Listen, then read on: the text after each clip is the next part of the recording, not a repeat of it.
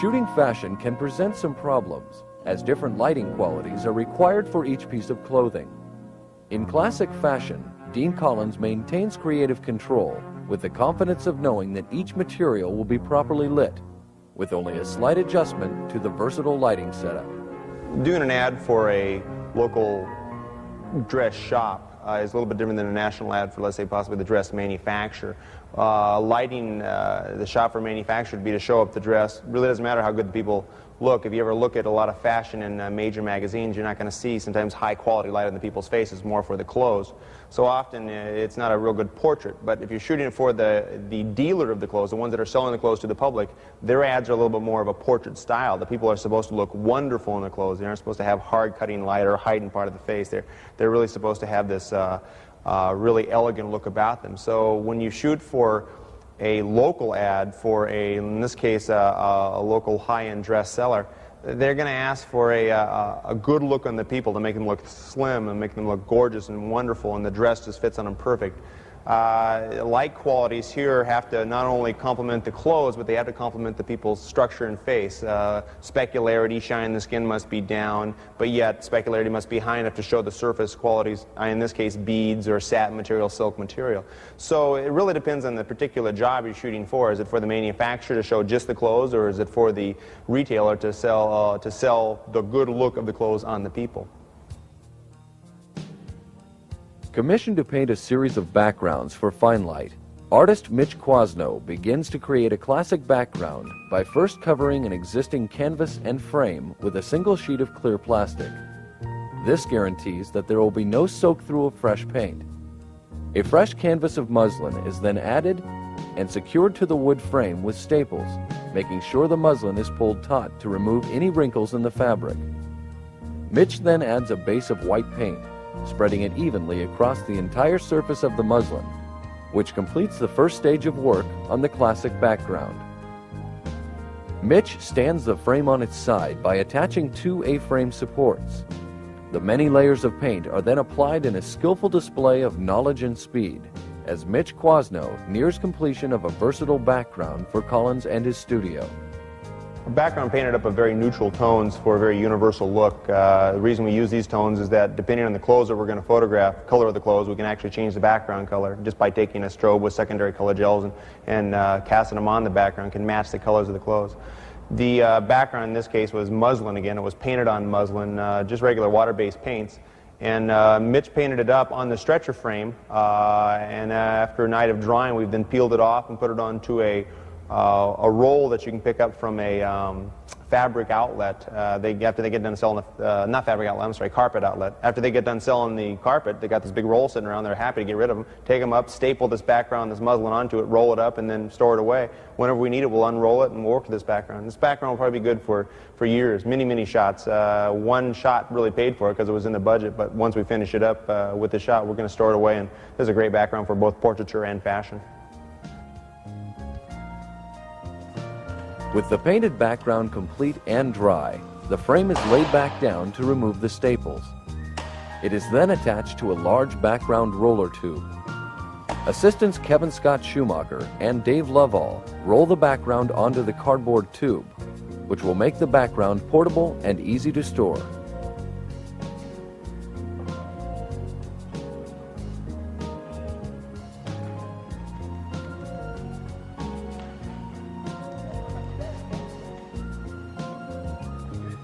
Supported by two light stands, the background is rolled out and positioned on the set to begin the shoot. On one side of a Foba camera stand, Kevin assembles a Hasselblad 500 ELX with a 150mm f4 CF lens and a Polaroid back.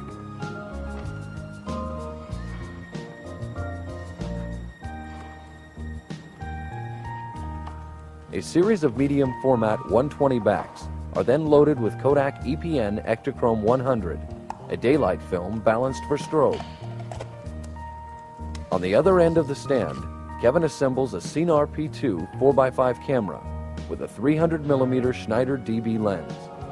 A viewer hood and pro lens shade are added to complete the dual camera setup.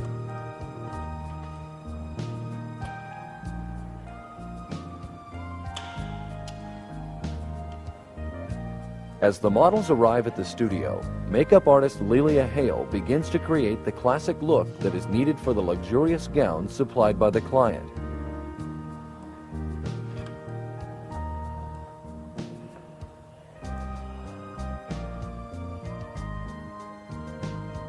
To begin the lighting setup, a Lightform P42 with 2 layers of translucent fabric is brought in as the main diffusion panel. A Broncolor strobe head is then placed behind the panel to create the main light source. When lighting fabric and people in the fabric, meaning a portrait of someone in a nice dress, you have to think of, in this case, with a lighter clothes or in the darker clothes, you're going to have to deal with either specularity or with shadow. On the lighter clothes, you're going to deal with a little bit more with the shadow transfer between the diffuse highlight and the shadow. And on the darker clothes, in the case reds or dark blues, you're going to work with a little bit more specularity, especially when they're dealing with silk. Silk has a very high shine to it, but if you don't light it properly, it doesn't have that shine, so that luster quality is not there. So really, when you're lighting this fabric, you have to identify what you're trying to show. In this case, they wanted to show that this stuff was either beaded material, or they wanted to show that it was made up of silk material and that it has slight pleats to it. So working with a main light source large, but to be able to make it very small is the most important part here. Bringing a strobe behind this scrim, taking a small strobe and backing it up behind a large scrim, you can make a 6 foot by 6 foot bank of light, which creates a very soft edge transfer between the diffuse and the shadow, but it does get rid of specularity.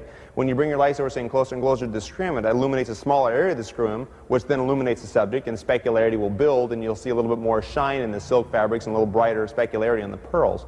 The reflector fill is going to be able to do nothing more than add detail within the shadows area, and depending on what kind of fabric you're working with will depend on how close you bring the reflector to lower the ratio between the diffuse highlight and the shadow. A diagram of the proposed lighting setup reveals the relative placement of the main P42 panel and strobe to the subject and backdrop. Reflector fill will be provided by 2 P22 panels with white reflective fabric set opposite of the main light source. An umbrella light on a boom stand will provide separation, and a third strobe placed close to the background will provide additional separation for the subject while also enhancing the background. As the umbrella separation strobe is rolled into place, we can see that a one-stop Roscolux ND gel has been added to control the output of the strobe. The third Broncolor strobe head with an amber gel is also set on a boom stand and placed close to the painted background to produce a rapid fall-off. This spill of warm light across the background will also provide additional separation for the subject.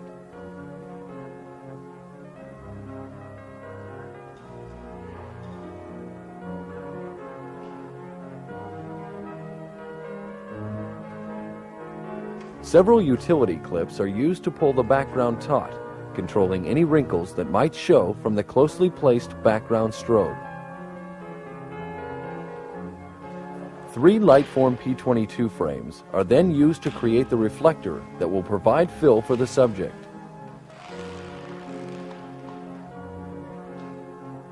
A diagram reveals the simple construction of 3 frames, each connected by double clips.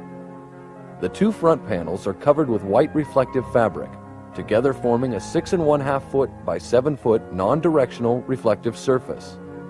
This construction of 3 panels creates the maximum reflective area. Completing the setup, a P22 with opaque fabric is connected to the open side of the main panel, creating a gobo for the lens. And a P15 with black fabric is used to protect the lens from the umbrella separation light.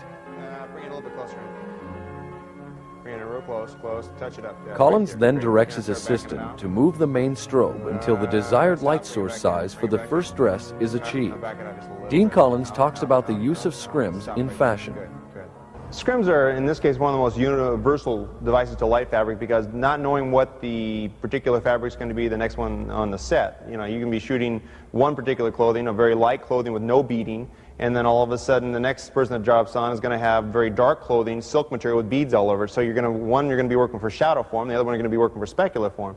So a light box or a umbrella is not really that universal in that case, because with a panel, one reason we're using a panel is that if we need a specularity, we bring the light source closer, illuminate a smaller area of the scrim. If you want a softer specularity, you back it up, so you have much more control of your particular subject and your cloth fabric with scrims. These are by light forms that we have here, where they collapse and travel. But in the studio, if you're not going to collapse and travel them, they can just easily be made out of PVC, plastic pipe. They can be made out of wood. They can be made out of anything that'll stretch a material or actually build a frame, a very lightweight frame. And the materials we're using in this case is a certain ripstop nylon produced by light form, but you can also use architectural vellum. You can use tracing paper. You can actually light through an old bed sheet and still have the same quality of light. It's not the expense of the equipment. It's actually the concept behind the equipment that's working here. With Kevin holding a Calumet exposure calculator, Collins checks for bellows extension factor and finds no significant light loss. Using an infrared sensor to fire the strobes, Collins determines a reflective value twice as bright as the main light incident reading, producing a 36% background brightness. Finally, a loop is used to check critical focus on the 4x5 ground glass. Our model Leslie takes her place as Collins begins the shoot. An initial Polaroid check print assured Collins of the correct subject exposure and background brightness. Now using Kodak 6122, Collins begins to capture the different classic poses that Leslie offers in the beautifully beaded gown. Note the specularity on the fabric that Collins has achieved by correctly positioning the strobe relative to the scrim. Also note the even highlight on the hair and shoulders of Leslie from the overhead umbrella. We asked Dean why he chose the umbrella for separation. Normally we would use flat system on everything because of the control of light quality, specular, shadow edge. But in this case, for separation quality, we'll call it hair light, but it's really not a hair light. Yeah, it's giving detail to the hair, but it's really more separation for the clothes, the fabric, shoulder line, breaking it from the background. We wanted a large source of illumination because we didn't want to wash out. Like a smaller source separating from behind normally will lose a lot of color, lose a lot of detail. A larger source of illumination produces less specularity on surface, hair, shoulders. So we wanted a large source up there, but we wanted to be able to do it with a boom. So an umbrella was an obvious choice. It was somewhat directional, but it gave separation not only in the hair, shoulders, down the side of the dress. It broke an entire subject or two subjects away from the background. Not only did we use the separation light for separating qualities, but also we added colors to the background by taking color gels and dropping them on to a strobe, bringing them in either close to the background or backing them up will create the gradation. Some shots we want to lose color detail in it and then burst across to force attention, especially with transfers of tones on the dress. Sometimes we want to maximize that motion of the dress by adding color transfers across the background.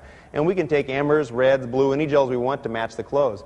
The best thing to match it, though, make sure that the first Polaroid is correct, is when you take an incident reading, knowing what you're shooting at, you take a reflective reading off the background. By comparing the two, knowing an incident, knowing what you're setting your camera at, knowing what the background reads, reflective, you're pretty well going to know what tones are going to show up before you pull that first Polaroid, which is the accuracy of the whole shot. You don't have a lot of time when this person's on the set. You have peak times. You don't want to be standing there looking for Polaroids for hours trying to figure out the best light quality. You want your first or second Polaroid to be bingo, right on the money. Shoot again. I'm going to shoot two chromes, begin with good, process one out as a test, and go from there. Push it a half, so we'll bring it up. I guess. We can always bracket. Excellent. That's exactly what I want. Here we go now. Here we go. As Collins wraps up the first series of full-length shots, we will take a moment to look at the evolution of these images. Excellent, excellent. Hold it right. In our first check print, Leslie is illuminated by the main diffusion panel only. The diffused highlight is correctly exposed, and there is good detail and form throughout. With the addition of the reflector panel, soft, non-directional fill from the main light adds detail to the shadow area, while also identifying the subtle details and qualities of the fabric. Good separation from the background is achieved as the umbrella separation strobe is brought in, while light also spills past and strikes the reflector panel, bringing additional detail to the shadow area. A gobo is added to protect the lens from the umbrella separation strobe.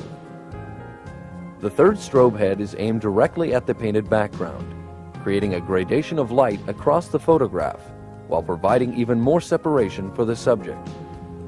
To add a touch of warmth to the shot, Colins uses a Roscolux amber gel on the third strobe, which finishes the image and completes the evolution of this classic fashion shot of Leslie.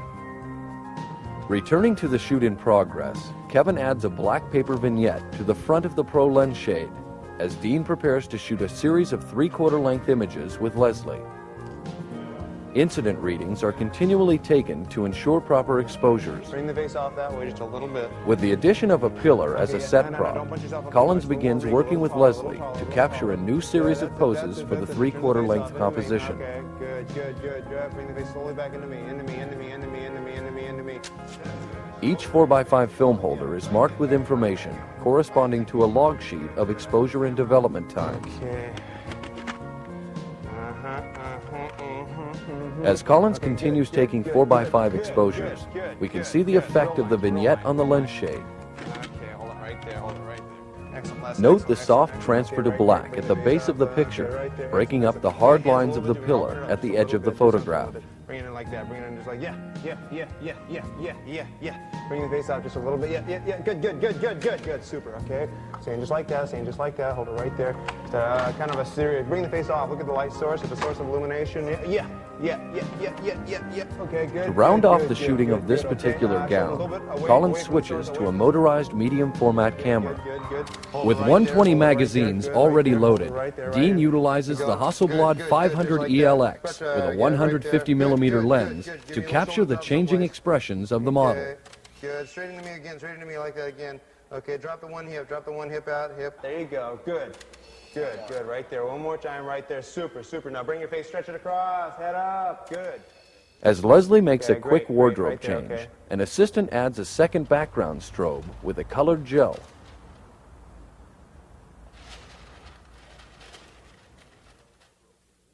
With the addition of another gelled strobe aimed at the background, Colins can affect both the appearance and the mood of the photograph by simply changing the placement of the strobes or the color combination of gels.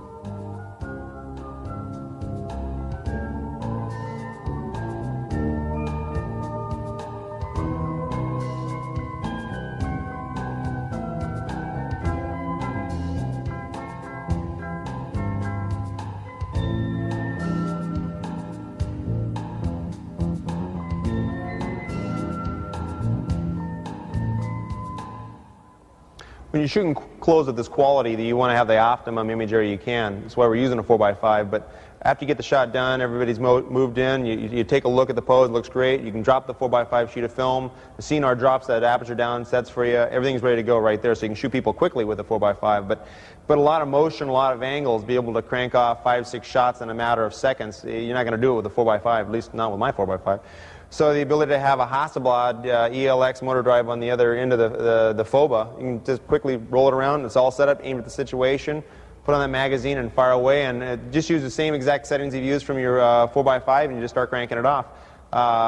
Be able to change the colored background gels to match the clothes. You get that peak energy going, and it just becomes a very quick motion, and you can get a lot out of a very short period of time, because that model's only going to be good for maybe 2, 3, 4 minutes in that motion aspect. So you got your 4x5 for your classical looks, that contrived look, but for a lot of motion you got your motor drive, and it's all on one studio stand, so it's instantaneous. You don't lose one beat. Working now with model Denise Perkins, Colins begins by shooting with the handheld medium format camera in the original lighting setup. Super excellent. Good. Shoulders a little bit away. There you go. Okay, Kendra. Okay, right there. Excellent. Okay, good. Do that again. Good. Love it. Ow! Okay, drop it down right there. Hard. Okay, that's great. Kevin reloads several 120 backs with film and continues his notation on the log sheet. Have a stop. Yep. Drop Colins right quickly there. moves Eyes back right to the straight for CNR your head. 4x5 for a series of dramatic full-length shots of Denise as the gown is brought to life in classic fashion. Great. Okay. Just like that. Excellent. Kick it in just a little bit more. Good. Okay. Good. Eyes right there. Bring your face back in the camera. Just a little bit into it. Right there. Good. Yeah. That's good too. That's good. That's good. Yeah, depending on the particular clothes will depend on what person we put in it. Lighter clothes went with needing shadow form, went with a lighter model. And the darker clothes, with the red clothes, needed more specularity as the black model did. So we chose the right model for the light clothes. And with the hairstyle of Leslie being very classical, showed that form and showed that feeling of that dress. But with your little bit more of a bizarre look, we'll say the red outfit with more of the gown outfit, the hairstyle and the black skin called for that. The models give you the look that you're asking for. They're professionals. They know what they're doing. They can look at the clothes, they can look at their makeup, and pretty well know the mood that you're going to be asking for. Our job is to create the exact technological base to make sure that all comes out on film. And it's a co-op effort. Background painting, the model. I mean, it's a lot of people going together to get the look and the mood that you're going for. Before shooting resumes, our makeup artist Lilia does a quick touch-up on Denise. Colins again quickly switches formats on the FOBA stand, looking to capture a few more images while his model is still full of energy.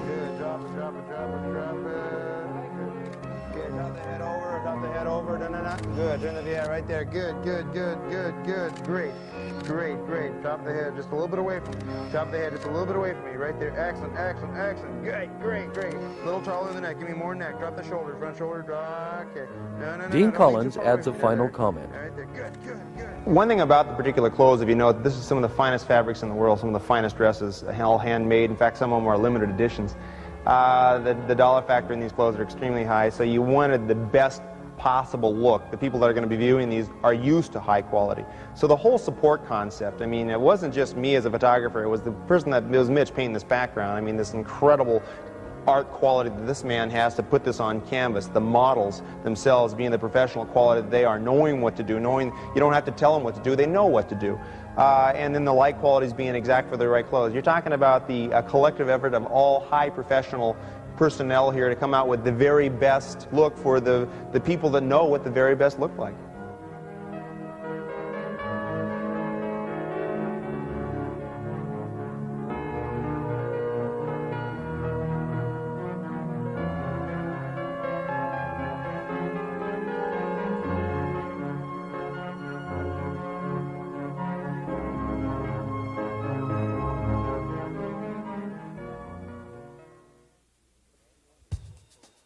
The concept behind this annual report photograph of two airline executives is power. Preparation for an image of this nature is the key, as the president and chairman of the board live in different cities and would not be together again before the annual report publishing deadlines. An equipment failure on this shoot would prove disastrous. The objective in this shot was to produce a photograph of two men, who was the president and chairman of the board, together within the environment of the environment that they control, which is the rotunda of a terminal of a fairly large airlines, a PSA, which is a local commuter, which covers a lot of the United States. They wanted it to impact the aspect of aggressive, powerful, leading edge, high tech. So the whole concept of bringing in the proper colors, illuminating a large area, creating a very unusual perspective of an architectural structure with those two identified in the center structure, all leading lines to them, was the basic concept for this annual report shot.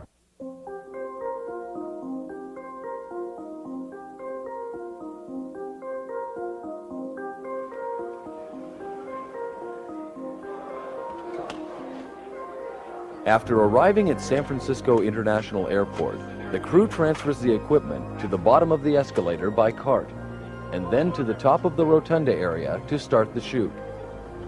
This isn't Grand Central Station with lighting or something?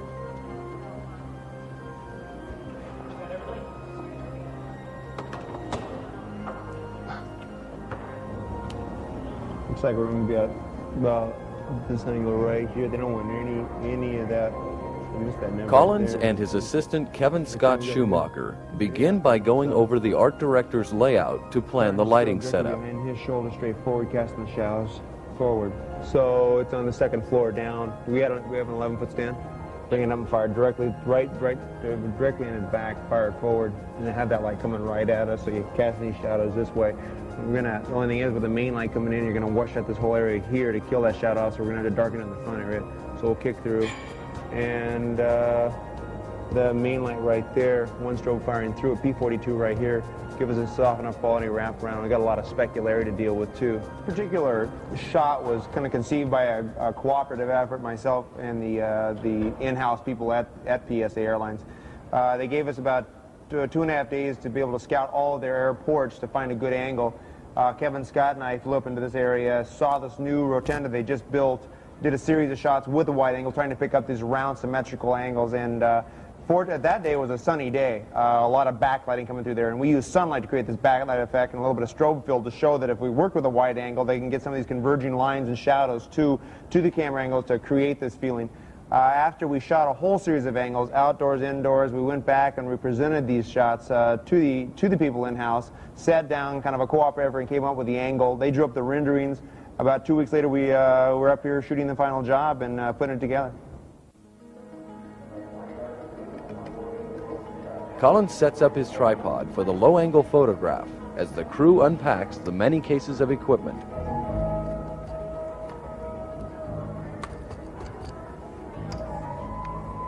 Kevin? Each piece of equipment was carefully packed in hard cases for the flight from San Diego. A Cinar P2 4x5 camera is mounted on the tripod with a 90mm Schneider DB lens. Utilizing a wide-angle lens and a bag bellows, the unnecessary extension rail is removed by Colins.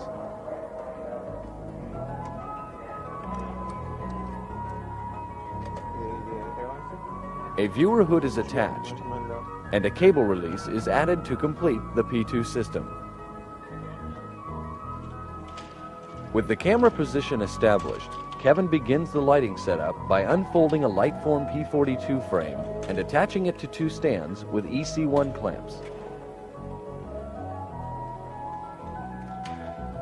Two layers of translucent ripstop nylon are added to create the main diffusion panel.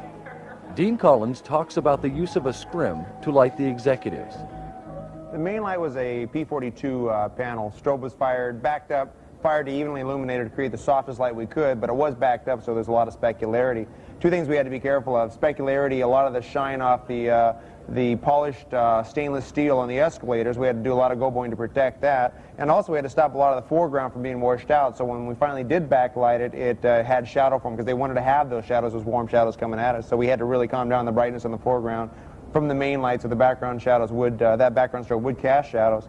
The body separation was not going to be done from the main light because they had dark suits on and it was a kind of a matte surface. So the secondary strobe behind casting through was going to separate out the body from the background. The main panel is moved into position for the photograph, as Colins makes sure the support stands are clearly outside of his camera angle of view. With the panel in place, Kevin pulls the necessary equipment to set up the main strobe. Working around the busy airport rotunda, Kevin places a broncolor strobe head on a light stand and then removes the protective cover to replace it with a parabolic reflector.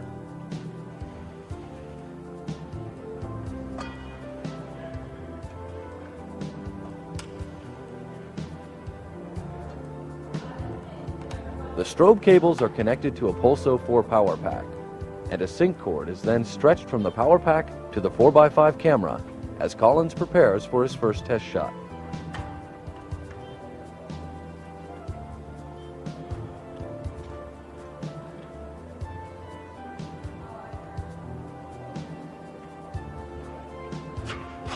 All extension cords are duct taped down for safety in the heavily trafficked areas.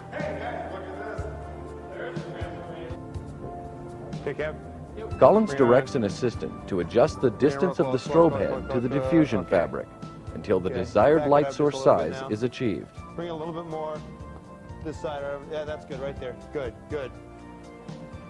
With the stand-ins now in place, Kevin takes an incident reading with a Minolta 4 meter to determine the proper exposure and ensure even illumination in the subject area. Colins sets the 4x5 and makes the first test exposure of the stand-ins at a 60th at f16. Good, good, good. Excellent. Okay. Okay, you're going to have to get those plates off there. A look at the first check print reveals that Colins has not only achieved the proper exposure with his main light, but has also produced a shot that is nearly identical to the art director's layout. Dean explains his use of stand-ins on the shoot. Stand-ins in this case were used because these are presidents and chairmen of the boards of a company. They don't have more than maybe 5 minutes to give you. In fact, this entire shot was based around their travel schedule. They were going to be in this town at a board meeting nearby here, and that's just by them passing through. They stopped 5 minutes, got their picture taken, and off they went. So our job was to get up here an hour and a half, 3-4 hours ahead of time, get everything set into place. The stand-ins had to have the same density clothes. That's done by researching what these men are going to wear this day. Make sure the clothes are the same, make sure the height is the same, the structure is the same, and by placing them in there, guaranteed that all the lighting was done to where when these people showed up, bing, they sat there, bam, bam, bam, 6, 7, 8 shots, and they're on their way, and they are happy as clams. So investigation of the proper standards are important. Taking a closer look at our first check print, we can see the need to remove the spill of light on the ceiling and the plastic handrail signs on each side of the escalator. Collins has also determined that the carpet area in front of the subjects should be much darker to later achieve the strong backlight and shadow that the art director has asked for. The main panel is moved slightly back toward the strobe to contain the spill as Kevin removes the 2 escalator plates. A P15 panel with opaque fabric is secured to the back side of the main panel with double clips to further contain any spill from the strobe.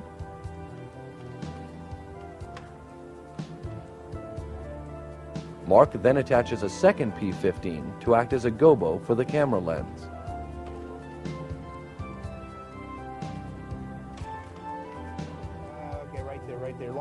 While viewing through the 4x5, Collins guides his assistants to setting a P22 panel with opaque fabric just outside the camera angle of view.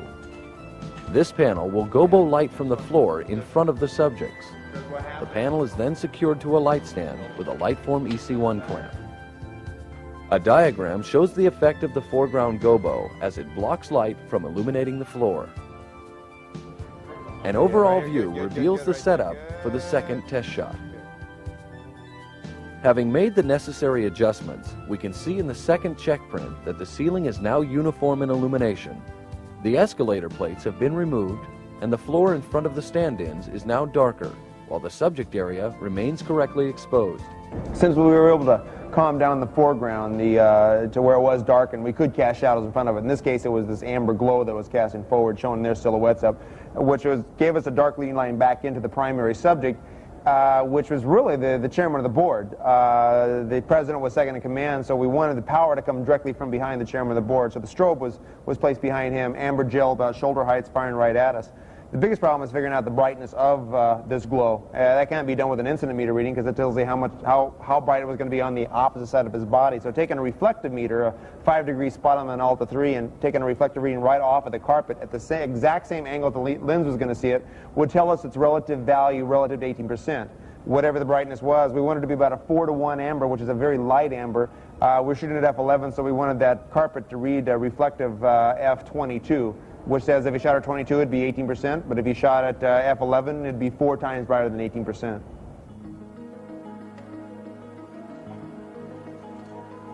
A second pulso power pack is set up by Mark on the lower landing of the steps, as Kevin adds a bronze-color strobe head to a light stand to provide the directional separation that the layout asks for.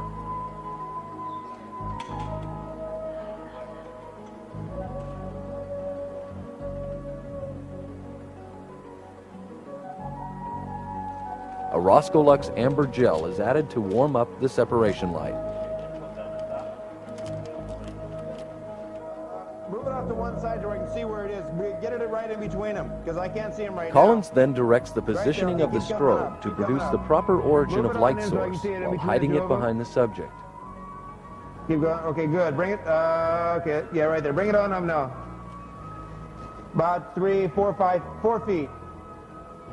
8.5, pump it A on reflective up to 9. reading is taken from the foreground carpet with a 5-degree spot attachment on the meter, giving Collins an exposure value relative to his incident reading. Okay, that'll give me a 3-to-1 right there, amber. That'll lose a lot of the texture detail. It'll get a lot of power. Give a nice separation on the line. So let's take a Polaroid and see where we're at. A camera point of view shows our stand-ins at the time of the third test exposure. The effects of isolating the amber separation strobe are shown in the third check print. Note that Colins has set the strobe to originate from the position of the chairman of the board. Providing separation for both men, the amber backlight also produces strong shadow patterns in the foreground and evenly illuminates the foreground ceiling with a warm glow.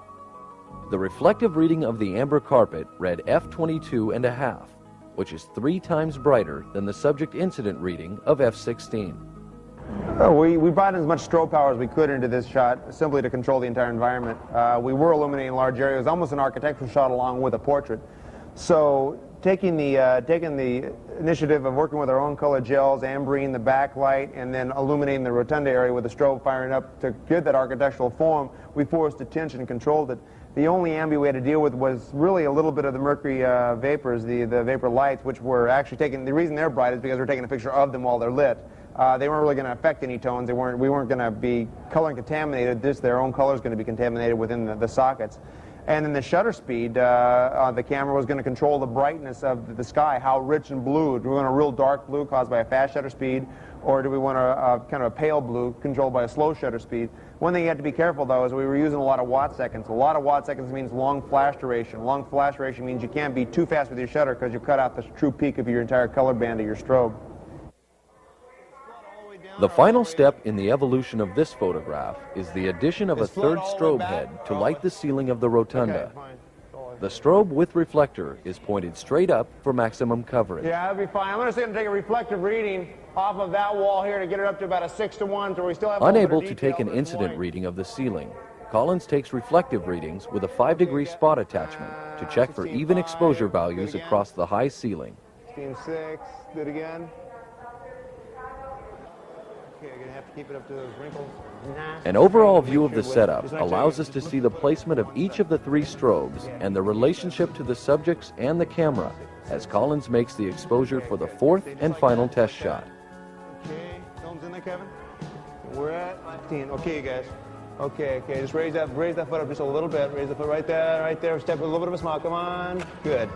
Our final check print isolates the effect of the third strobe on the ceiling, giving form and definition to the area, while also providing additional separation to the dark suits of our subjects.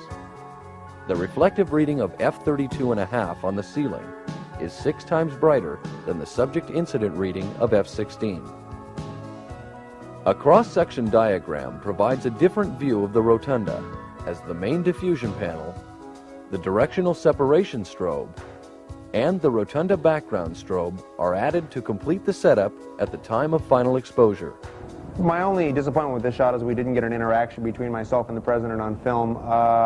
There is a way you work with these people, especially at their position, their para aspect, but the client themselves didn't want any video cameras around to record the situation. They wanted the people in and out, and away we go. They didn't want any mistakes, which is one reason we packed so much extra gear, making sure that we had extra support, power pack, strobe heads, even a secondary camera on premise that if there was any failure, we got the shot. One thing you have to realize with this stuff is that these people are in printing dates. I mean, they have a scheduled printing time for these annual reports to come off press, and if we miss the shot here today because we didn't have a strobe head or exactly what they needed, and they knew exactly what they needed, they gave us an exact rendering with all details in it, so there wasn't any second guessing the shot. We knew exactly what we had to do. But if we would have fouled the shot up today because we didn't have the gear on hand, because of strobe failure or a camera failure, it may be months before these people have opportunity to get in front of these cameras again because of their busy schedule, and you can't have that. This is a guaranteed situation for them. You have to pull it off on the right schedule. The shoot was a great success, as Colins met all of the necessary deadlines to create a powerful corporate image for PSA's annual report. An understanding of proper metering techniques, along with detailed scouting and preparation, can turn potentially complex location shoots into an enjoyable climb up the corporate ladder.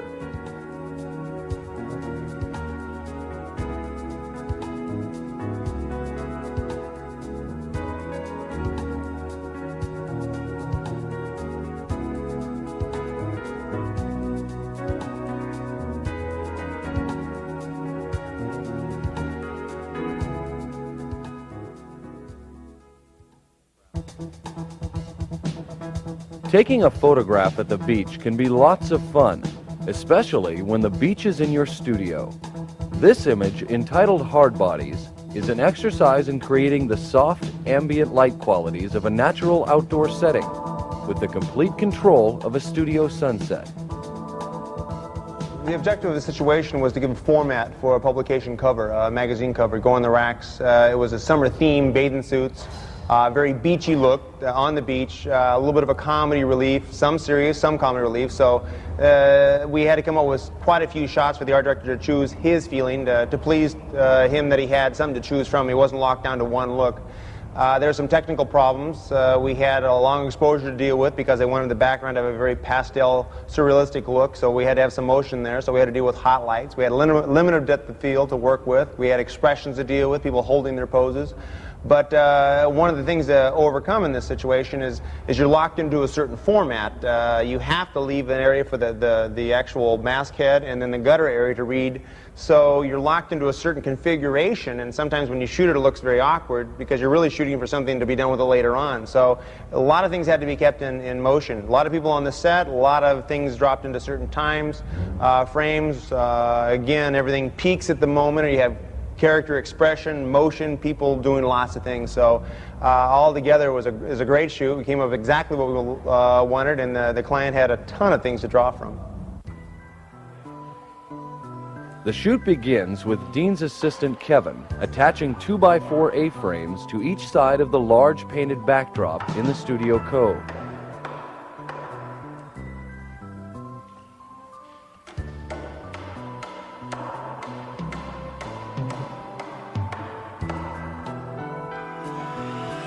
Excess 2x4 is then cut off of the back side so that the background can be placed as close as possible to the cove wall. Note the caster wheels on the bottom of the background frame. While the set is being built, our makeup artist Lilia applies flat makeup to the face and body of Leslie for a clean tan look in the harsh sunlight that Colins will produce. The crew continues their work by placing two 4-foot by 8-foot sheets of plywood on top of a series of empty paint cans and a ladder, creating an even, movable platform for the beach. When a shot like this we decided to do a shot like this, we needed about 4 weeks lead time. A, to hire the artist, B, to set up the time for our area to be freed up for about a day and a half. It takes them about a day and a half to paint it, dry it out, and we want to use it quickly because you don't want this thing laying around. It eats up too much space, it gets in everybody's way, and the moment the shot's done, it's packed up and put away. So it has to be very well choreographed in timing situation because of the size of the shot, the props, getting the models in, and then finding the right models too for the character study. Someone that can handle expression and models that have the right look for what they're going for. A lot of casting, a lot of preparation time. Kevin uses a staple gun to firmly attach a strip of foam core, securing the two sheets of plywood together for the duration of the shoot. A large roll of clear plastic is then stretched over the plywood for easy sand control and eventually simple removal. Colins begins setting up his Cinar P2 4x5 camera system. Conventional bellows are added for use with a telephoto lens. The 300mm Schneider DB lens is added, and the cables for the self-cocking system complete the setup. With the camera mounted upside down, Colins lowers the camera on the phobos stand to a low enough angle that when viewing through the camera, the sand will hide the bottom of the painted background.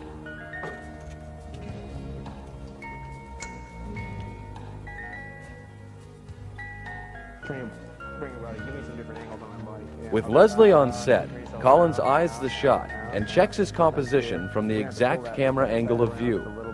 Pleased with the look, he will instruct his crew to continue setting up the beach.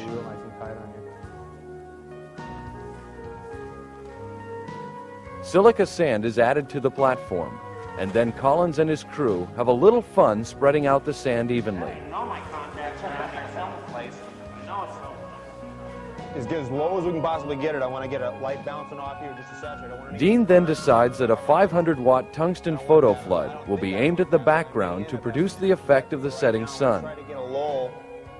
I think a lull coming in here. If that doesn't work, maybe we'll just work with this guy bursting in here to create. Colins talks about creating a beach in the studio. When asked to produce a beach look, we decided not only were we to give a beach look, but a sunset on the beach, which means we had to have the combination of sun setting, which is a bright gradation from one corner to another, the proper tones in the background, warms to the very bluish skies, and then the proper reflective fill along with the hard light. Combinations of that to make it look realistic.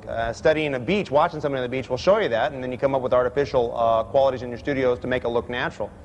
Then probably the biggest challenge was to produce the light qualities to where it would fit not only a full-length figure and properly light them for both, you might say, quality of people illumination, but also showing fabrics of cloth, types of material used. But we also had to do it for a smaller shot, more of a close-up of the individual sitting. So it was the area illumination and kind of the artificial ambience to make it look like a natural feeling that we had to come up with in this shot. A Roscoe Lux amber gel is clipped to the parabolic to warm up the background burst, and a Smith Victor 650 watt quartz light is set on a single stand to create the hard sunlight effect. A Smith Victor gel frame holds another amber gel to warm up the hard light aimed at the model. Colins uses one of his assistants as a stand-in to check the sunlight quality that the quartz light produces. A Lightform P42 panel with 2 layers of translucent material is clamped to 2 single stands to act as the main diffusion panel.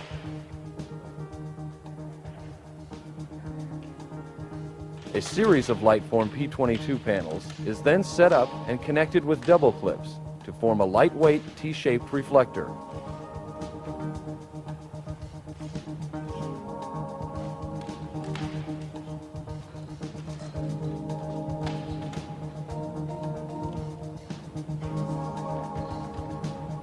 The 2 main P22 frames are covered with reflective fabric that creates a large non-directional reflector fill that is sturdy and can be easily readjusted for more or less fill light.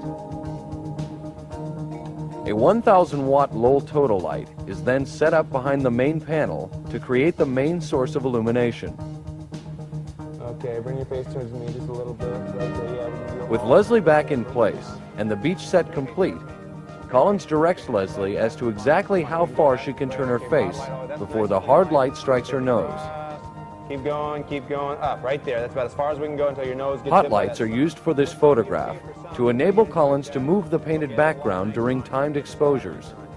Without background movement, the texture of the painted background might be seen in the final image. While Dean checks the look of his first setup, we can see that the extra clips have been added to the back of Leslie's suit to pull any wrinkles out of the already tight bathing suit. Okay, bring your face back into me. Look at the light coming across her chest there from that sun. Bring the hand up there again. Bring the hand up there again.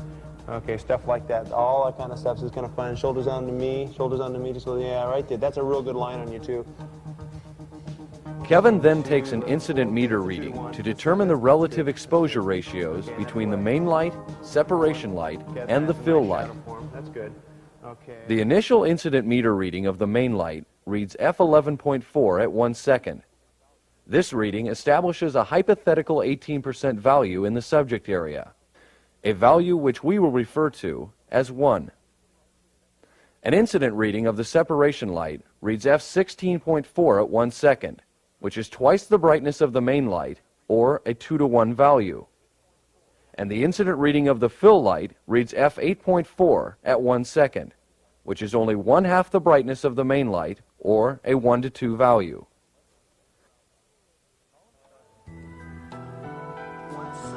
Colins dials in an aperture of 11.4 and sets the shutter speed to 1 second, exposing for the main light on this first Polaroid check print.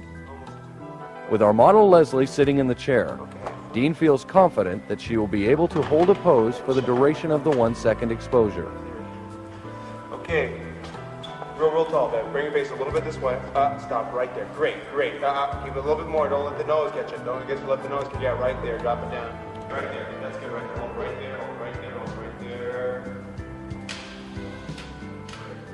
Okay, go ahead and try that full shade on. Bring that down to me. Kevin adds a pro lens shade in front of the lens to protect it from any spill from the nearby main light.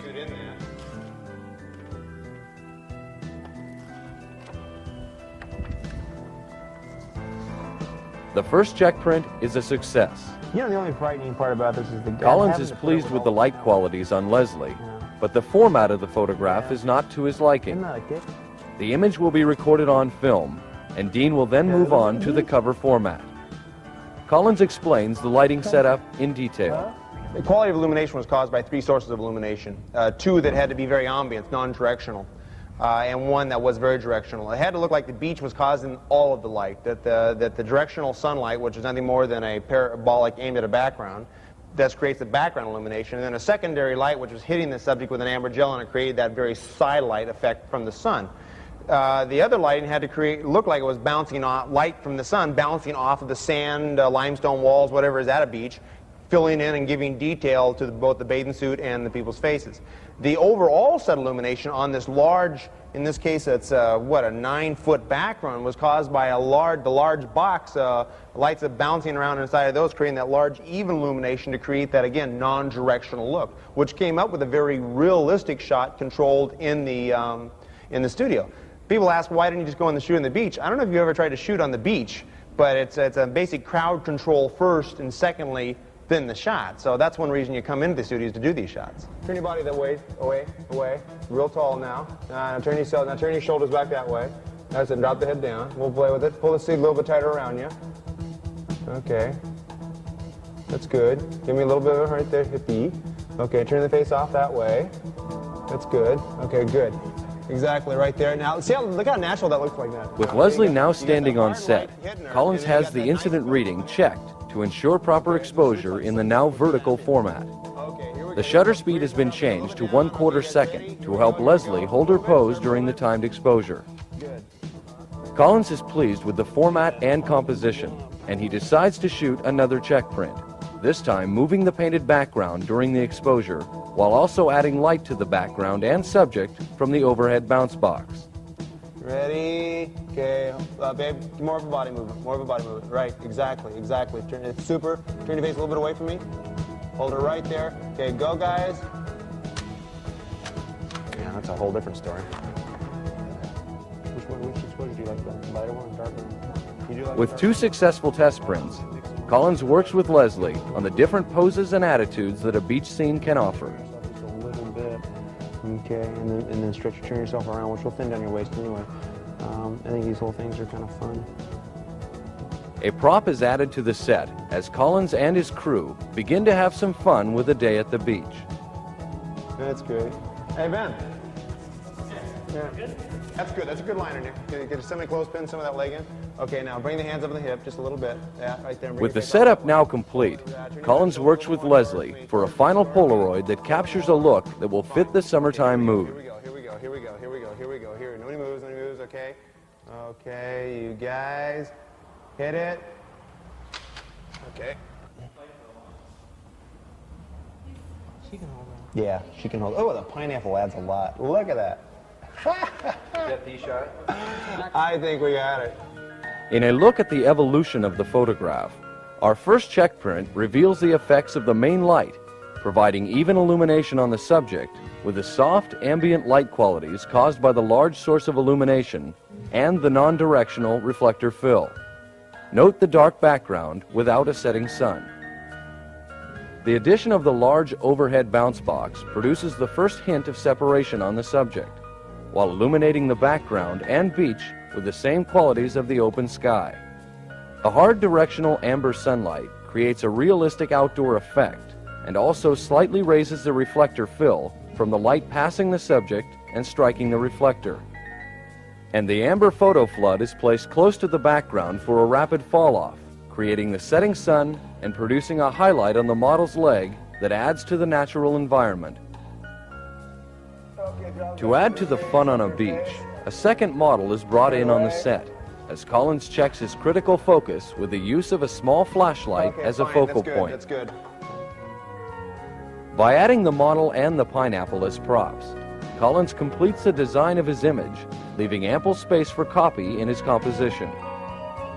Finally, the textures of the painted background are removed by moving the background during the timed exposure. A little bit. Okay, now bring your face out. A view from behind the 4x5 ground glass reveals the image that Colins works with.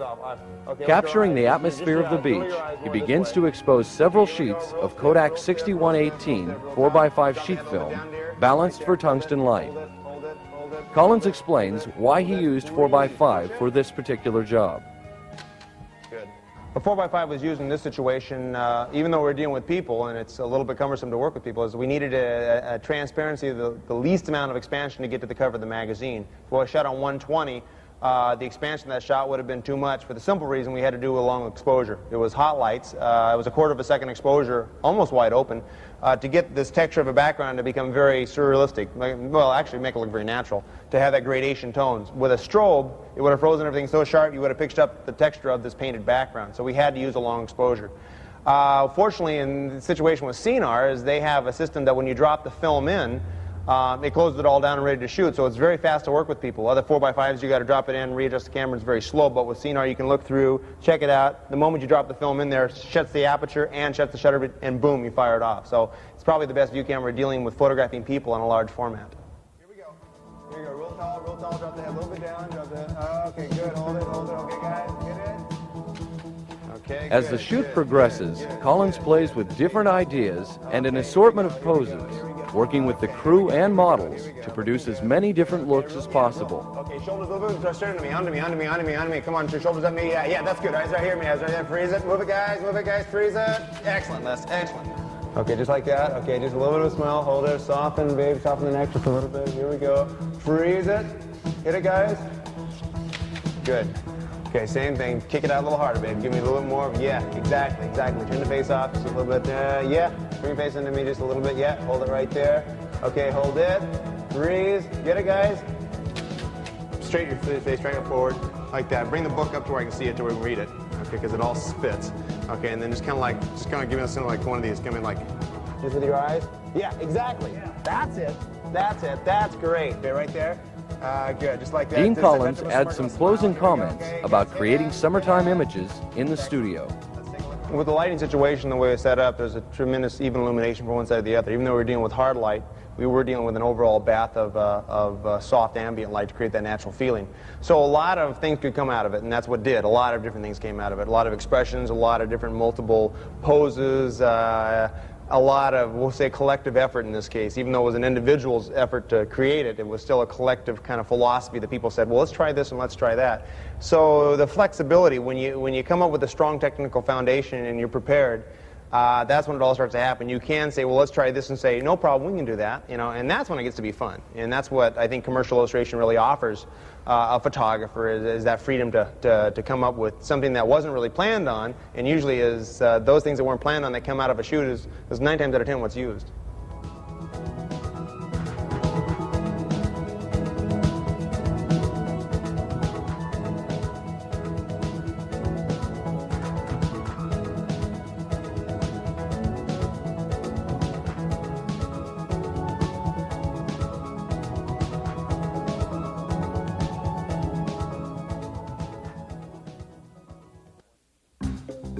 Sizzling Summer Fashions is the subject of this outdoor black and white shoot entitled California Fever.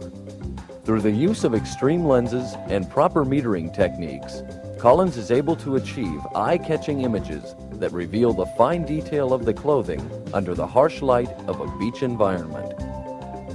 This particular shot was done for a local boutique that was going to show their stuff in a certain magazine in town, Choice Magazine. We worked with variations of themes. One's on a boardwalk, mostly for the men's bathing suits. They identify the men looking at women on the boardwalk as they normally do to create that feeling, that depth. A lot of lenses were used, extreme lenses though, 40 millimeters to 500s were the steps that we've taken is to create a little bit of a different look. Working in indirect sunlight as we were to create a kind of a natural lighting effect to fit that environment, we had to do something that produced a different look than that people normally see. So going to the extreme lenses like 500s or 40s offered a very unusual effect. So when people look in the magazine, they go, God, I've never seen that before. Illumination looks the same, but it has a different effect to it. And then down here on the beach, offered a little bit better situation for the girls' bathing suits on the sands. And then working with variations of light here created the mood and the feeling of a late afternoon sunset. catching a little bit of the last sets of rays. The two locations offered us two different themes to work with.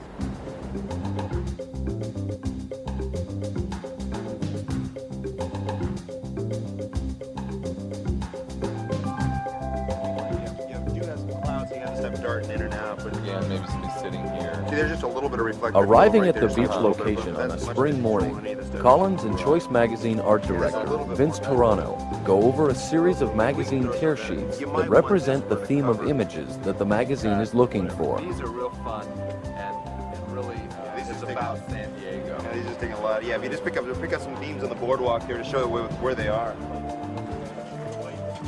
The Fine Light crew begins unloading the necessary gear for the shoot. Their first task will be setting up a changing room for the models. For this, a series of Lightform P22 panels, which are normally used for light control, will be assembled against a wall a short distance from the busy boardwalk.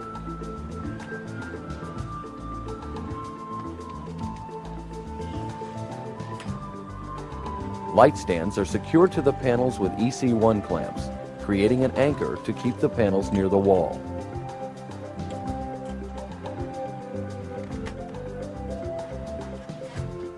A diagram reveals the simple construction of this portable and lightweight changing room. Colins will use medium format cameras throughout the day, so the crew loads a series of 120 magazine backs for use with a Hasselblad 500 ELX and 500 CM. Each film back is clearly marked for easy identification of film type.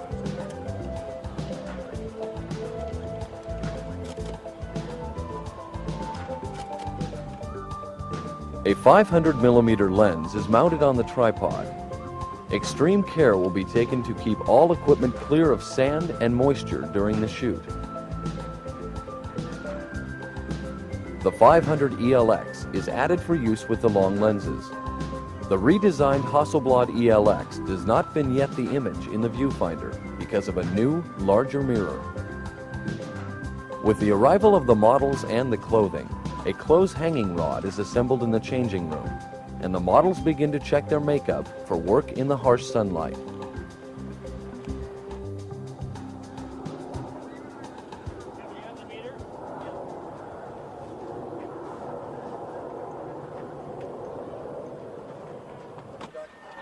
Colins gives the go for the first series of shots, and the models begin working with the stylist to create the casual look of summertime fashions. Dean Colins talks about shooting fashion to match the environment. One thing the first shot did, the boardwalk offered us, was the capability of interaction. People boardwalk talk, they communicate, they laugh, they joke about things. Didn't offer us that on the beach down here. The beach was more of a solitude, one-on-one, individual type thing, as people normally are down the beach. But the boardwalk is a group participation place where people meet and gawk a lot. So with working with communication, different textures of clothes, clothes that would be look good in a group, the boardwalk offered that theme to it. With the first three models set at the edge of the boardwalk, Colins sets up with the 500mm lens and shoots two check prints on Polaroid 665 black and white positive-negative film. Dean checks with Vince Toronto to make sure that he likes the perspective of the long lens. The art director is pleased, and Colins moves on to put a series of images on film.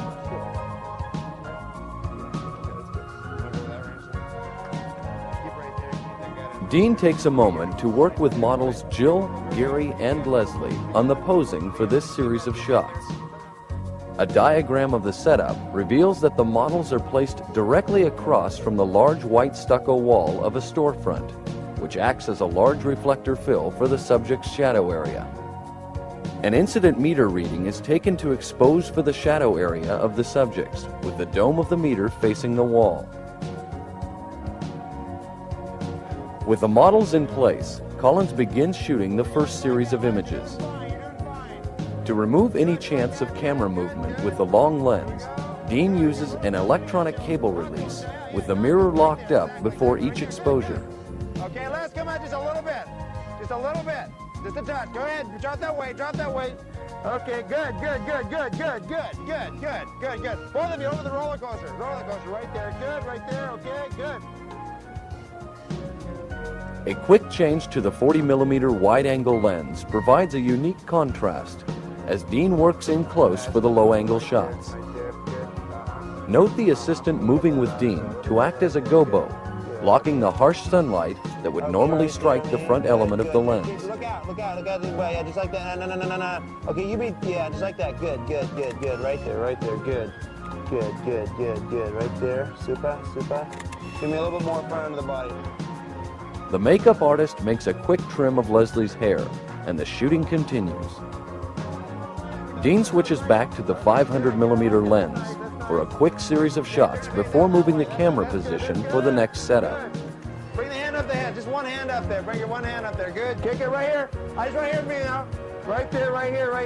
Good. Roll the head just a little bit over. Oh, whoa, that's good. Dean explains the use of extreme lenses for outdoor fashion. We're working with extreme lenses, 500mm, 350s, all the way back to 40mm on the Hasselblad, 6x6 format, which gave us two extreme looks, wide angles to show design, texture, and then the compression factor of a 500. Both are to create an effect that is very unusual to the human eye. The lighting, we wanted it to be natural. We wanted it to have that feeling that you are really there, that the contrast light there.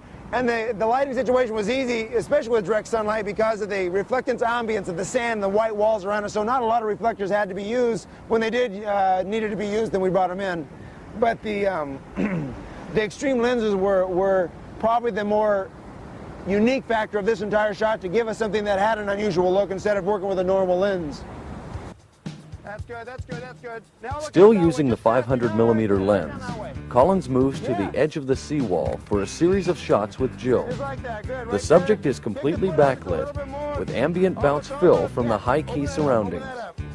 Right there, good. Bring the hand up just a little bit. Moving on to a new set of fashions and models, Colins works with Mike, Gary, and Alan to produce a casual boardwalk look for the new bathing suit fashions. Get a nice bunch. That's nice, I like that. Yeah, I like the configuration. With the models in place, Dean checks the graphic look of the shot with the art director, and the final touches of makeup are added. Okay, good. Just talk. Okay, we got it. Excellent, right there. As Colins works for a series of shots with the 500mm, we can see that the models are still backlit, with the white stucco wall providing reflector fill.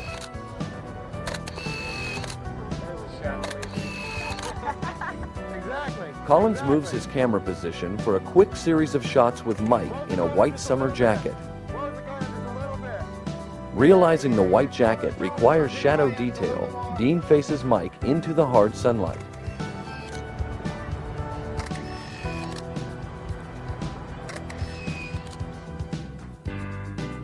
A diagram shows the direct sunlight illuminating the front of the subject, exposing for the diffused highlight or true tonality of the subject. Colins makes an incident meter reading with the dome of the meter facing the sun. Reflector fill from the wall provides detail to the shadow area. As the morning progresses, the effects of a busy shooting schedule begin to take a toll on the portable dressing room.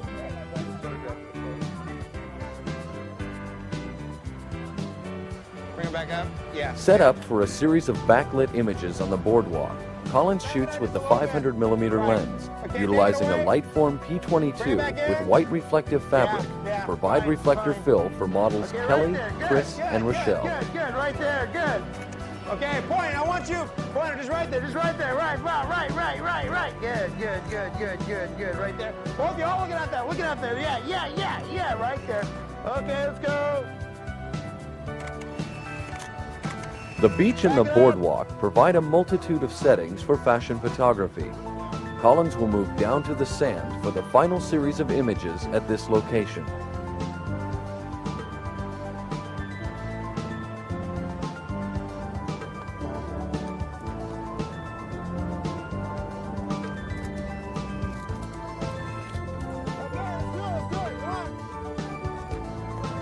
The P22 reflector panel is used as a main light source as Dean exposes for the shadow area of the backlit subjects.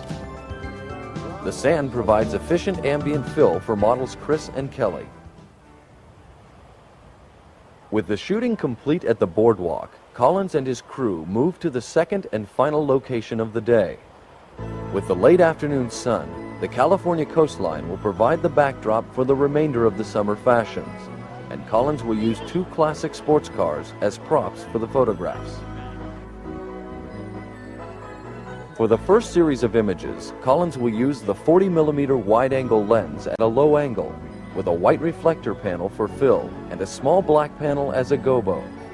Dean takes a Polaroid check print to ensure proper exposure on the backlit subjects.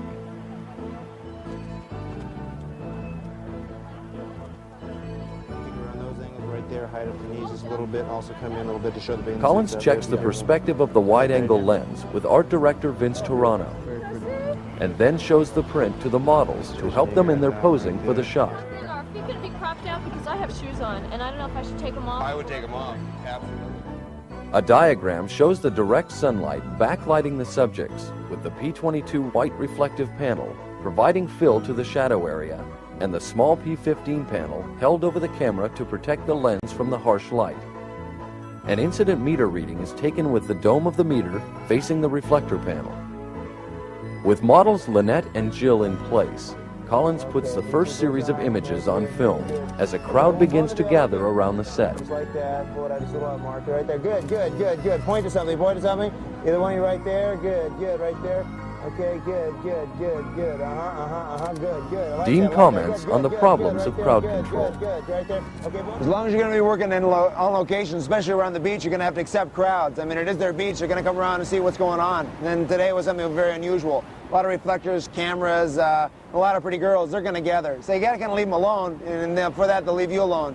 Only thing you have to be careful is occasionally you'll get one that'll be a smart guy. He'll start yelling, trying to get the girls' attention, whatever. At that time, we're going to have to kind of shut him down tactfully without getting a scene going. One thing we did here is we had the capability of putting a lot of reflectors up to where you almost hide the shot. Working with the wide angles in real close and the telephotos back way up, shooting it with a very narrow scope, we could work with a multiple set of panels, block most of the scene off from the people, and eventually they dissipated. But probably the cleverest part about that is they gave a real nice illumination quality to the highly polished cars. Those reflectors almost lit the cars for us and lit the people with that backlight quality. A series of P22 panels with white reflective fabric and one P42 frame left open create a bank of reflectors that isolate the model from the crowd. The diagram shows the large P42 frame left open for Colins to shoot through.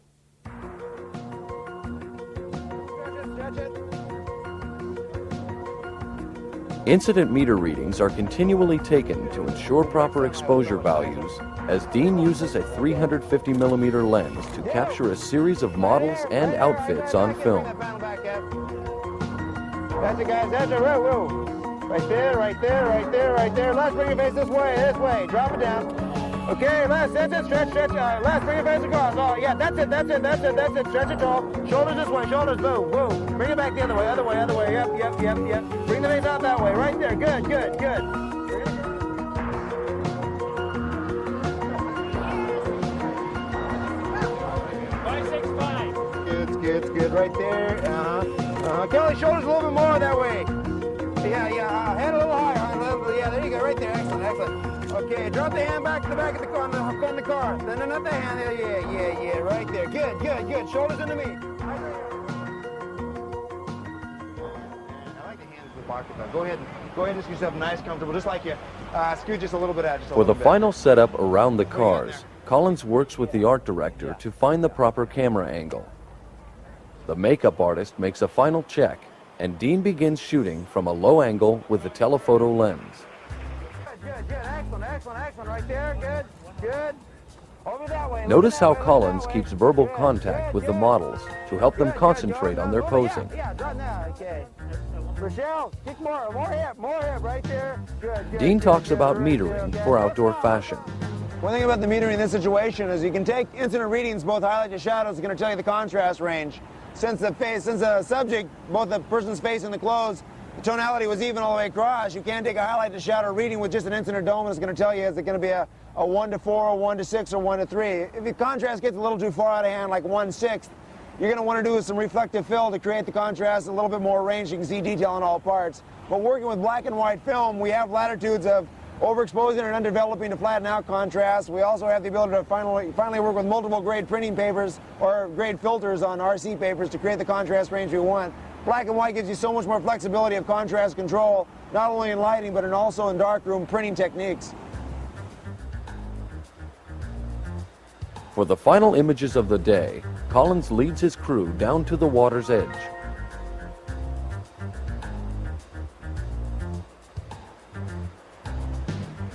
With the sun low on the horizon, Dean uses the 40mm wide-angle lens and faces Lynette directly into the sun to create a series of striking low-angle photographs. Right there, good, good, good. Pull it now, okay, roll ahead. You got it. Turn your face that way, just right there. It's good. Good, good, good, good, good. Good. Okay, hold it right there.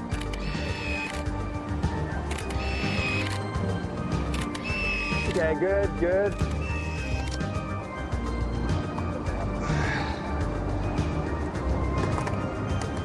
Why don't they make 4,000-foot rollbacks, huh? That's it, there you go. There you go. There you go. Very good, good, good, good, good, good, good. That's it, eyes over my head, over my head. Over my head, right there. Shoulders a little bit more this way. Right there, good, good, good, right there, okay. Colins moves Lynette to a rock jetty with assistant Dave Lovell holding a Lightform P22 panel with a single layer of translucent ripstop nylon. An incident meter reading is taken with the dome of the meter facing the diffusion panel. Using the 500mm lens, Colins takes a test exposure to check the look of the shot with the art director. The shot is approved, and Dean begins to make the final exposures.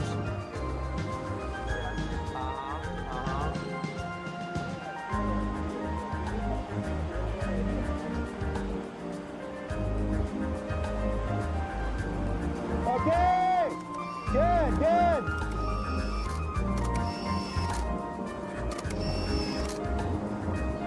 The diffusion panel softens the light quality on Lynette while also lowering the subject value. By adjusting the camera for the light loss, the background is shifted to a higher key. Back the panel up just a little bit. 120 at 8. Okay, here we go. Good, right down there. Shoulders more, shoulders more. Bring the head up. That's it. Yeah, I got it. Hold it. Right there. Dean Colins adds some closing comments. One thing not to confuse us with is portraiture. This is not really for flattery of people, it's more for detail of clothes, creating the mood and the theme of where these clothes belong and then giving illumination quality and form and texture to light clothes and dark clothes to make sure you understand everything about the clothes and their form and the fitting. But the one thing there is the same between portraiture and this is the communication with the people. Especially when you're on location at a beach, you get a lot of gawkers, one to 100 people staring at this model, and if the model doesn't have a lot of experience, that's where the photographer really has to take over and really communicate in such a way that the model forgets that everybody's there and it's just you and the model and the photographer. It's just keeping them up. One reason I lost my voice today is I was working with long lenses on a high ambient area, a beach with a lot of waves crashing around, but yet that constant communication and screaming and excitement and letting them know they're doing a great job was important to get that whole mood and the variation of look to the art director finally had the capability of looking at a whole theme to where they're happy with the final job, because that's going to be the final critic, is the man that or the woman that hired you to do the job.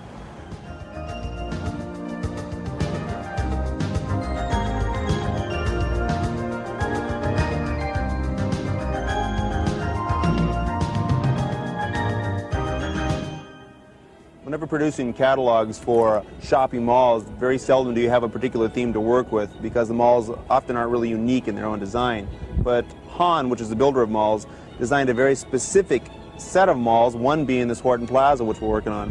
When we were given this, the bid and the go-ahead to do this job, they asked that we incorporate the uniqueness of the lightness, the very pastel airiness of this particular mall. So to manipulate the light within the subject, the frame of the area to control both the background brightnesses and the basic theme and lighting of the people was a very essential part to be a very successful project.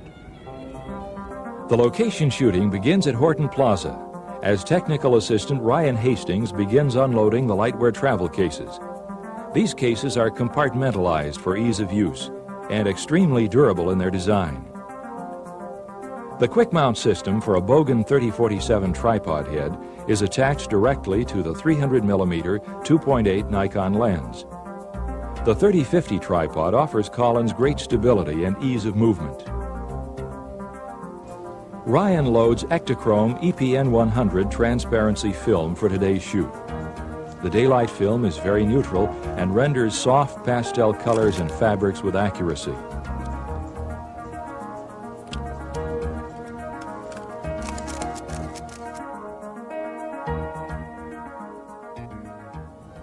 When walking around Horton Plaza, you often note the pastel, the very light and airy feeling. Well, this is something the client really wanted to get across. So when lighting the subjects, we knew we had to carry this particular theme. So hard light was completely out of the question in this situation. We had to lighten the background whenever possible to keep that pastel feeling. This is where translucent panels often helped whenever the art director asked for a much lighter background that she was seeing through the camera. So by dropping the panel, the translucent panel between the direct sun and the subject, we've lowered the subject's brightness, created a much more wraparound, softer quality light, more of a portrait style. But then, by readjusting our exposure for a proper exposure on the subject, we've then raised the background to have that very light pastel feeling. This pastel-looking bright image was taken while the sun was very high in the sky. By totally controlling the sunlight, the subject can be photographed with pleasing light that is low in specularity, and the background can be raised at the same time. With Anna on set, Dean and Ryan bring in two Bogen light stands supporting a translucent P15 light form.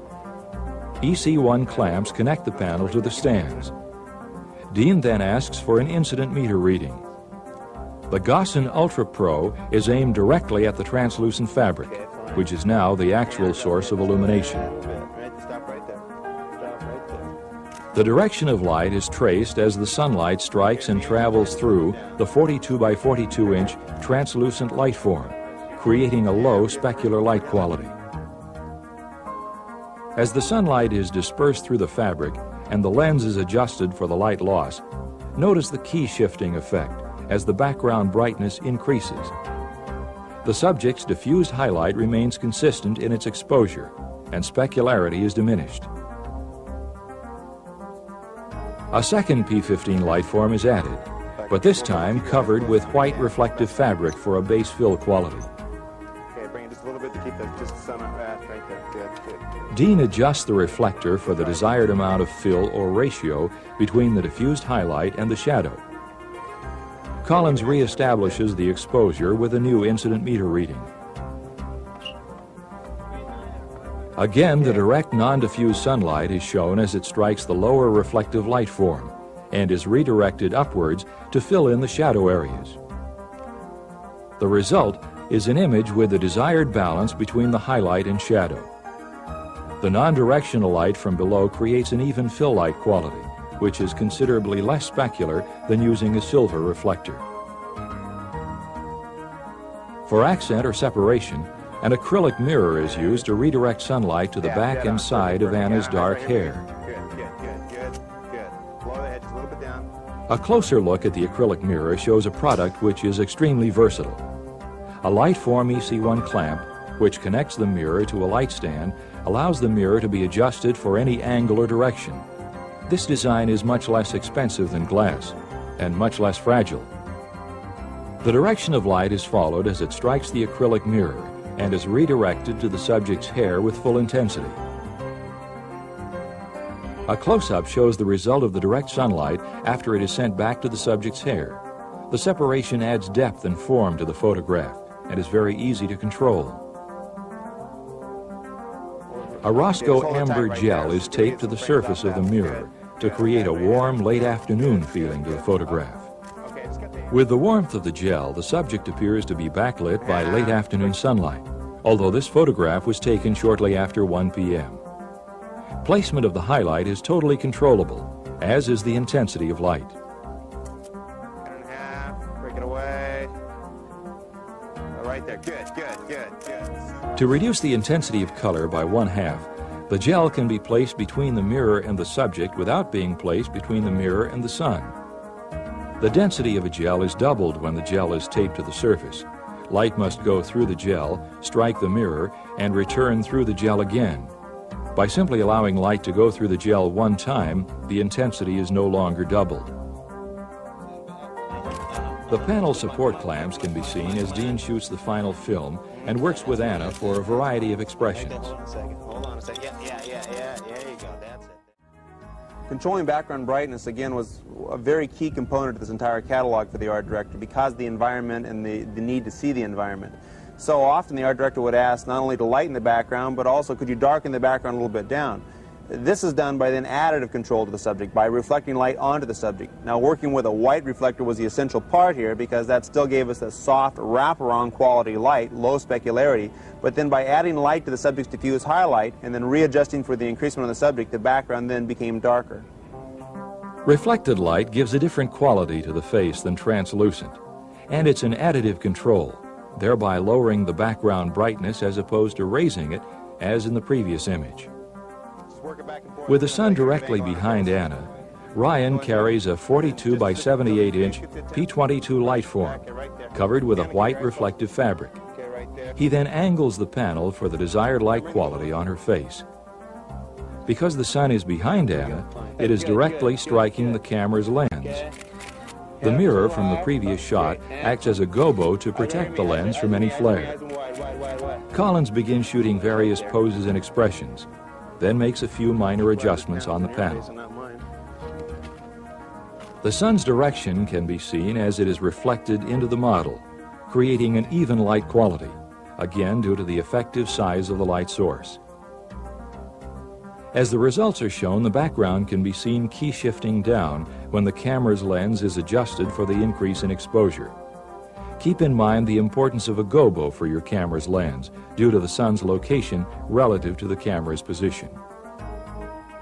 When producing a catalog in color, it's a fairly simple system of keeping a very close line on your budget. Very, very important in this case because you're producing a large number of photographs for a certain price. But stepping into black and white photography catalog, you've really got to come up with a standardization system to where a single printing time in your dark room, which is based on a standardization theory of exposure and development, will basically affect your bottom line so you're not really eating up all your cost factors in labor. Direct sunlight from behind the model illuminates a white reflective P15 panel, which creates a low specular, even light source. The sun's direction adds the backlighting on the subject's shoulders and hair. Again, sunlight creates the backlighting effect and is reflected back into the faces of the models. The reflective source in this image is a 78 by 78 inch light form P42.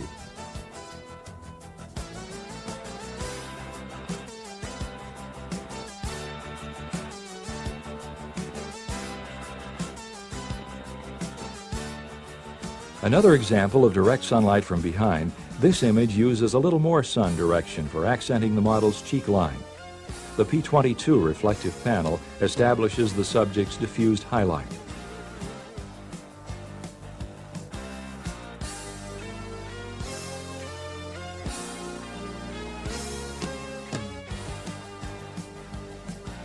A translucent panel is placed between the sunlight and the subject to lower specularity, while lowering the subject's diffused highlight. The background value is increased when the camera's lens is adjusted for the loss of light intensity on the subject.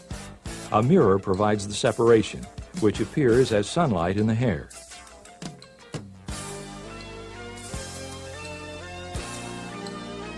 Another example of translucent lighting techniques is shown in this image of unusual and exotic clothing. The translucent P22 lowers specularity and raises background brightness, while the acrylic mirror separates the hair, giving the appearance of natural sunlight.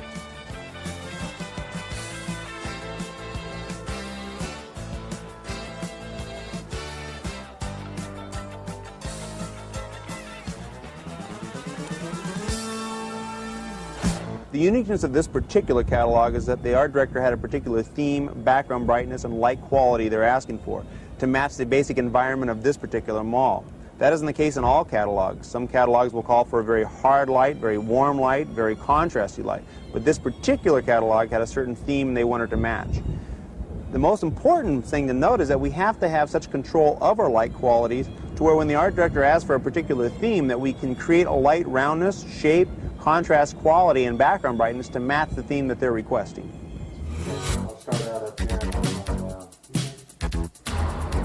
You recorded it?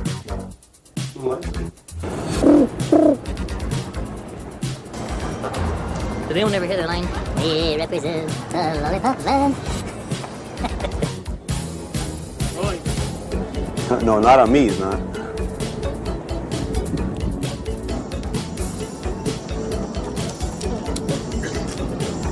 It has been difficult in the past for us to obtain and maintain credibility.